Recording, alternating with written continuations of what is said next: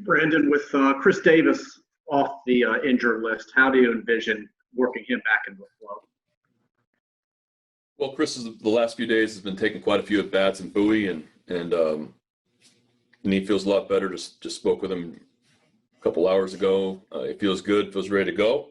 So he's here, and yeah, I mean, I'm gonna find spots to possibly play him. I think that when I make the lineup out, I'm gonna give our team, for me, best chance to win. And if CD's a part of the lineup that day, then he is, and if not, he's gonna be ready to pinch hit or defend late. Next, Brett Hollander. Hey, Brandon, for Means, is it merely a matter of getting the changeup to where it was in 2019, or is there more to it than that? Well, I think the fastball command too. For me, it's there's added velo this year, which I think up until this point it has sacrificed some command of his fastball, which was so huge for him last year, being able to pitch into right-handers, be able to pitch to both sides of the plate to left-handed batters. And then his changeup played really well off of the fastball command. And that's something we talked about a little bit after his last start was, really getting that command of his fastball back to let the changeup play. I know he felt better about his changeup this last start, so that's a positive. But I know he's disappointed in his fastball command. You kind of saw that he was, even though he was throwing hard, he was spraying it around a little bit. I think that that was something that he's put a lot of work in, since that last start against the Mets. And hopefully tonight he's got good fastball command and the changeup. It's got some depth to it and makes a nice start for us. Next, Dan Connolly. Brandon, to kind of follow up on Rock's question, how do you make the determination on if Chris is, part of the best 9 that night? Obviously, since you've been around, he has not been particularly productive at the plate, but you know what he's done years before that. What goes into that thinking that, that this would be a good time to play him whenever that day comes?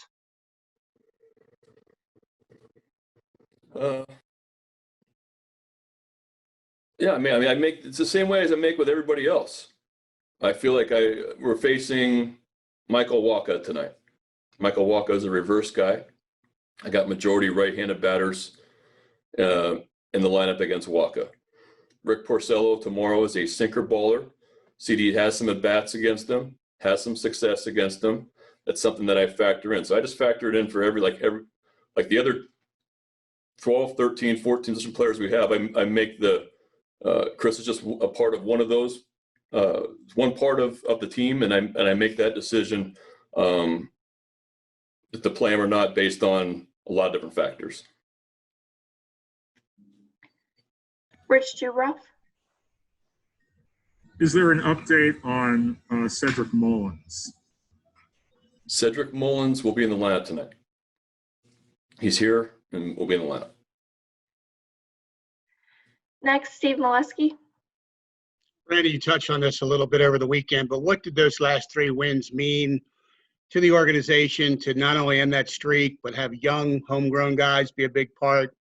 And do you hope that this kind of has presented some momentum for these last 20 games? Yeah, I do. I mean, really excited and pleased with how our young guys played in that Yankees series. And really before that, Ryan Mountcastle before that, Aiken, way threw the ball, in Buffalo against the Blue Jays. He threw the ball really well. But that was really fun watching Dean make his major league debut, and what a great start he's had. But we've had some success these last, couple weeks. The games that we've won is because we really have pitched, and adding Aiken and Kramer, Georgie Lopez, they've really done a nice job in our rotation to allow us to give us a chance to win games. And you saw against that Yankees series, really pitched well. And we've lost Santander. We've been pretty banged up offensively.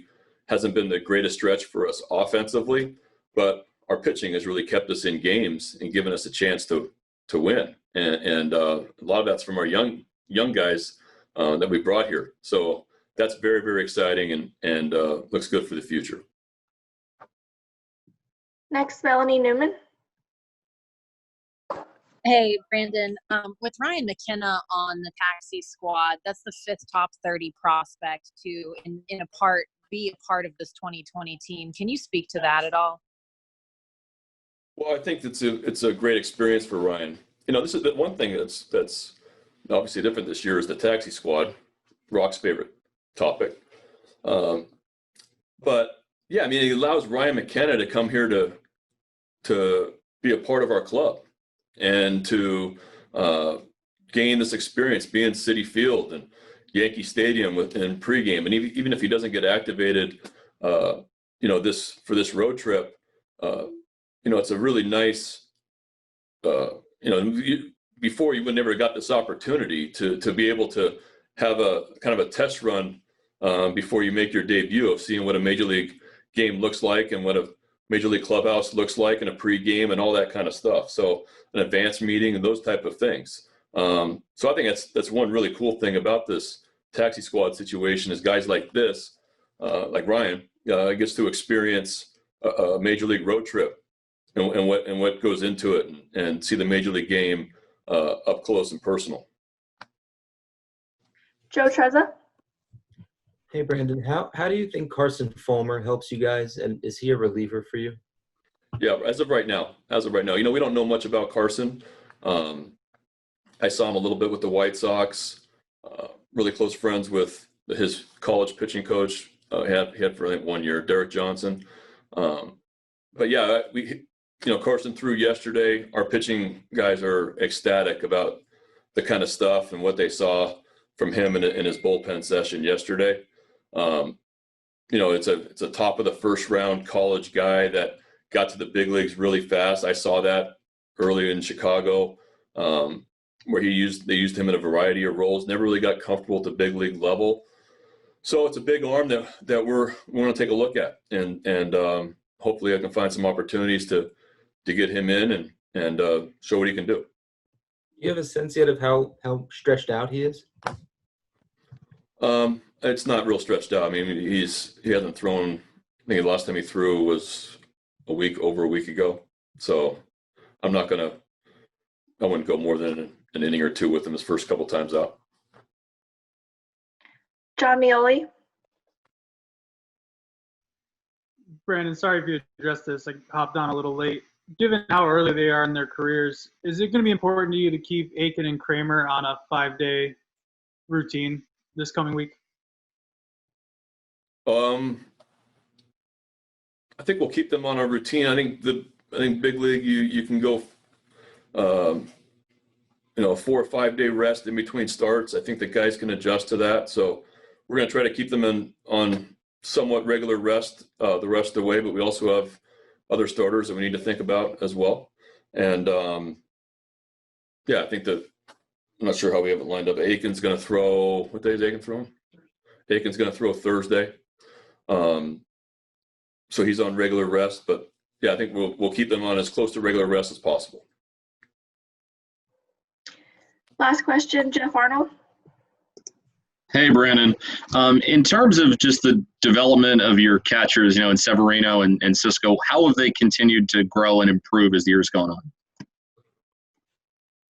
Well, I think they're just continuing to playing games that matter. When you're playing games that matter, you're gonna improve. And I think I said it after the game the other day, but I think let's make sure we give credit to our catching core too for the job they've done with these pitchers.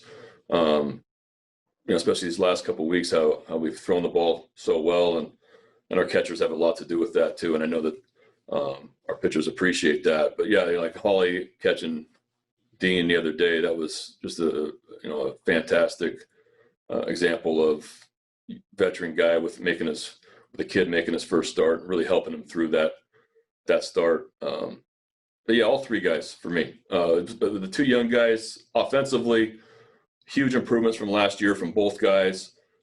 Defensively, they're calling good games. They're just getting more experience and more comfortable up here in every aspect. So both are developing well.